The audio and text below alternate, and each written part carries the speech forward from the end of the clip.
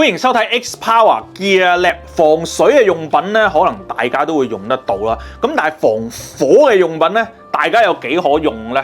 今日咧就要介紹兩個防火袋啊，英文係 Fireproof。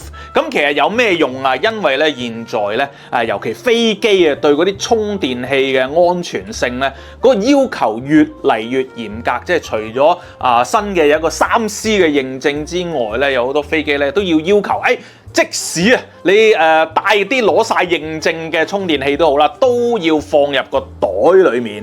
而呢兩款袋咧就係攞嚟咧專門入充電器用嘅。而佢哋最主要嘅賣點咧就係 Fireproof， 即係防火。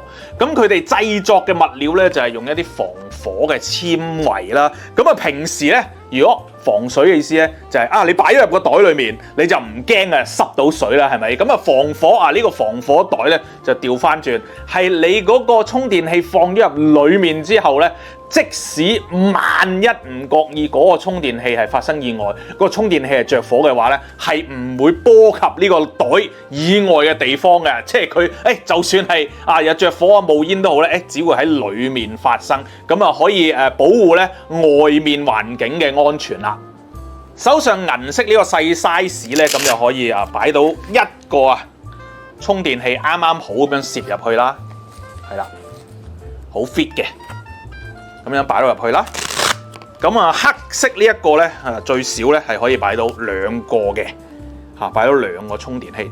如果你經常搭飛機又一定要有充電器傍身嘅說話咧，咁不妨留意下呢兩款充電器保護防火袋啦。